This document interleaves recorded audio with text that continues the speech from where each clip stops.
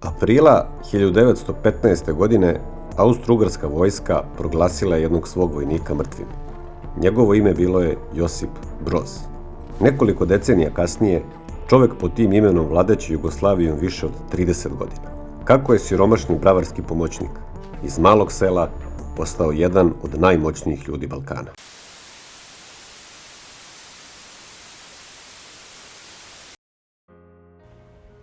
Tito je rođen 7. maja 1892. godine u Kumrovcu, tadašnjoj Austro-Ugarskoj. Od oca Franje, Hrvata po nacionalnosti, i majke Marije, Slovenke. Rođen je kao 7.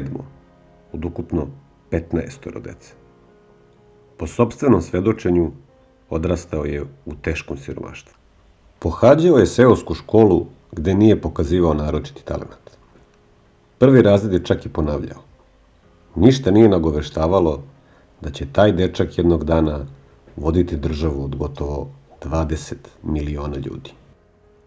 Prva prelomna tačka u životu Tita dešava se sa pojavom njegovog rođaka, Jurice Broza, tada narednika u Austro-Ugarskoj vojsci. Jurica odvodi Tita u Sisak, da bude konobar u kantini. Tamo Broz završava trogodišnji zanat i dobija zvanje bravarskog pomoćnika. Nakon završene škole počinje da luta Evropom. Prag, Minhen, Mannheim. Na kraju stiže u Beč, gde je živeo njegov stariji brat Martin. On ga upisuje na časove klavira.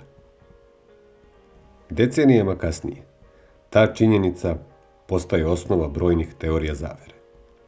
Mnogi će tvrditi da običan bravar iz siromašnog sela nije mogao imati manire čoveka koji svira klavir i govori strane jezike. Međutim, konkretni dokazi za takve tvrdnje nikada nisu pronađeni.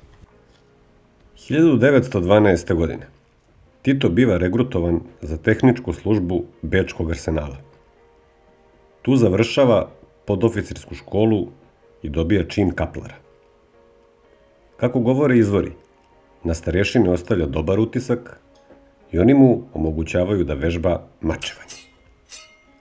Postaje prvak 25. domobranskog puka u toj disciplini, a viceprvak u čitavoj Austro-Ugarskoj armiji.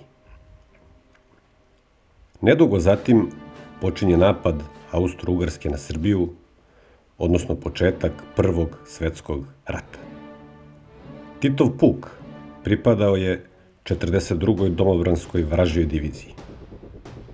Divizija kojoj je pripadao biva potučena na Cerskoj, a zatim i na Kolubarskoj bici. Međutim, Austro-Ugarska je pod okupacijom držala delove Podrinja i Posavine, gde je po svedočenjima najsvirepije zločine nad srpskim civilnim stanovništvom činila upravo vražja divizija, pod komandom generala Stjepana Sarkotića. Ne postoje dokazi da je Tito lično učestvovao u tim zločinima. U januaru 1915. godine vražja divizija biva premeštena na istočni front, u Rusiju. Josip Broz biva unapređen u čin vodnika. Odlikovan je i sa 2 srebrne medalje za hrabrost, koje mu nikada nisu uručene. Tamo će se dogoditi nešto što će kasnije postati jedna od najvećih misterija u vezi sa Titom. U aprilu 1915. godine Tito je teško ranjen na istočnom frontu. Austro-Ugarska, misleći da je mrtav, stavlja ga na zvaničnu listu poginulih vojnika. Godinama kasnije, upravo taj dokument postaće osnova teorije da je pravi Tito poginuo 1915. Prema toj teoriji, čovek koji će kasnije voditi Jugoslaviju bio je neko drugi. Ipak, istorijska dokumenta pokazuju da je Broz preživeo i završio u ruskom zarobljeništvu. Više od godinu dana je lečen, a zatim prebačen u zarobljenički logor u Alatiru. Tamo odbija da otkaže poslušnost austro-ugarskoj vojsci, gde su zarobljenici imali mogućnost da se prijave kao dobrovoljci u srpsku vojsku, na Solunski front. Carska Rusija ga šalje da sa ostalim zarobljenicima krči šume za prolaz pruge. Tu se nametnuo kao neka vrsta vođe svojim zarobljenim saborcima. Međutim, po dokumentima nešto je skrivio i kozaci su ga izbičevali, o čemu svedoči i sam Tito. Izdržao sam 30 udaraca, koji nikad neću zaboraviti, posvedočio je svom biografu. 1917. beži iz zarobljeništva, gde je radio na pruzi. Iz Perma teretnim vozom beži ka Petrogradu, pa odatle u Finsku. U Finskoj ga hapse i vraćaju nazad u Rusiju vozom prema logoru u Kunguru. Međutim, prilikom transporta uspeva da iskoči iz voza i zatiče sebe u Sibiru u selu Mihajlovskaje. Tamo se zapošljava u mlinu i nalazi svoju prvu ženu, Pelagiju Denisovu Belousovu, koja je imala svega 14 godina. 1918. venčavaju se u pravoslavnoj crkvi, a 1919. sklapaju i građanski brak.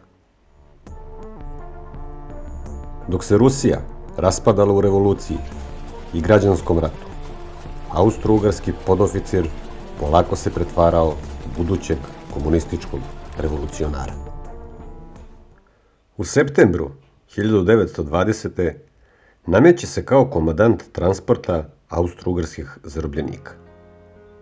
Carska Rusija davala je zarobljenicima platu u iznosu od 3 rublje mesečno, te je kod sebe imao solidan novac. Kako je voz sa puštenim zarobljenicima išao kroz Nemačku, gde je godišnja inflacija u to vreme iznosila preko 400%, Tito menja svoje rublje za nemačke marke koje dobija u džakovima. Pomislio je da se obogatio. Kasnije priznao je jednom od biografa: nisam baš ispao pametan. Sve je propalo. Konačno se vraća u kraljevinu Srba, Hrvata i Slovenaca bez novca sa suprugom Pelagijom u 9. mesecu trudnoće, gde ga policija zavodi u knjigu sumnjivih lica. Prvi put biva uhapšen 1925. u Bjelovaru pod optužbom za pripremanje ustanka, ali biva pušten nakon 8 dana. Prvu partijsku funkciju dobija 1927. gde postaje član mesnog komiteta Komunističke partije Jugoslavije. Poznato je da je robijao 5 meseci 1927. a sledeće godine policija upada u njegovu kancelariju kako bi ga uhapsili. Međutim, Tito uspeva da pobegne kroz prozor klozeta. Nedelju dana kasnije policija upada u njegov stan i hapsi njega i njegovu suprugu Pelagiju. Pelagija biva puštena, a Tito osuđen na 5 godina zatvora u Lepoglavi. Nakon odslužene zatvorske kazne, Brozov ugled unutar Komunističke partije Jugoslavije značajno raste. On tada izlazi iz okvira lokalnog partijskog delovanja. Njegov uspon unutar komunističkog pokreta tek počinje. Nedugo nakon toga, Broz postaje član politbiroa i centralnog komiteta i tada po prvi put koristi pseudonim Tito. Zbog poznavanja ruskog jezika, generalni sekretar Centralnog komiteta Komunističke partije Jugoslavije Josip Čižinski upućuje ga u Moskvu u čuveni hotel Lux, koji je služio kao centar za smeštaj kadrova Kominterne. U tom periodu Kominterna je bila pod snažnim uticajem sovjetskog NKVD-a, tajne službe. Prema pojedinim svedočenjima, Broz je u Moskvi ostavio utisak sposobnog i disciplinovanog partijskog kadra, naročito zbog kritičkog odnosa prema stanju u Komunističkoj partiji Jugoslavije. Nedugo zatim postaje član predsjedništva KPJ pri Kominterni i prisustvuje 7. kongresu Kominterne, gde po prvi put vidi Staljina. Na dužnosti u Kominterni ostaje do 1936. godine. Iste godine razvodi se od Pelagije Belousove, sa kojom je imao sina Žarka, i ženi nemačku komunistkinju Elzu Johan Kenning. Venčali su se pod lažnim imenima Friedrich Walter i Lucija Bauer. Tokom Staljinovih čistki 1937. godine Lucija Bauer biva optužena za saradnju sa Gestapom i streljana je u Moskvi. Sa zapisnika njenog saslušanja na pitanje o Titu ona kaže: "U Moskvi sam ga upoznala, a 1936. godine se udala za člana politbiroa Jugoslovenske komunističke partije Valtera Fridriha, koji je oktobra 1936. otišao na ilegalan rad u Jugoslaviju." Te iste godine u čistkama strada i generalni sekretar Komunističke partije Jugoslavije Josip Čižinski. Kominternom vlada atmosfera straha, međusobnih optužbi i političkih obračuna. Nakon smrti Čižinskog, Tito postepeno jača svoj položaj u partiji. Ipak, Kominterna gotovo godinu dana ostavlja Komunističku partiju Jugoslavije bez formalno izabranog generalnog sekretara. U tom periodu vođene su oštre unutarpartijske borbe. Pojedini članovi KPJ-a optuživali su Tita za netačne izveštaje o stanju u partiji, kao i za neuspešnu organizaciju odlazaka dobrovoljaca u Španiju. U Moskvi je tada i najmanja optužba mogla značiti smrtnu presudu. Jedan od njegovih protivnika, Kamil Horvatin, streljan je 1938. godine tokom čistki u Sovjetskom savezu. Iste te godine u Moskvi je uhapšen i Titov bliski saradnik Vladimir Ćopić, koji je kasnije takođe streljan. Uprkos atmosferi straha i stalnih čistki, Tito 1939. godine dobija mandat da formira novo rukovodstvo KPJ-a. Njegova vlast u partiji definitivno je potvrđena na 5. zemaljskoj konferenciji Komunističke partije Jugoslavije 1940. godine. Početak Drugog svjetskog rata zatiče ga u Kraljevini Jugoslaviji. Evropa je već gorela. Poljska je bila slomljena. Francuska poražena.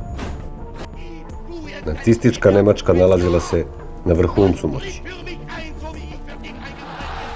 A u Jugoslaviji Josip Broz Tito čekao je trenutak koji će mu promeniti život i istoriju cele zemlje.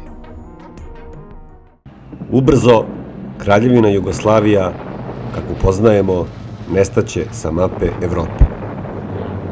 Počinje rat između okupatora, ustaša, ljotićevaca, nedićevaca, četnika i partizana. A Josip Broz Tito postaće čovek oko kog će se lomiti sudbina zemlje.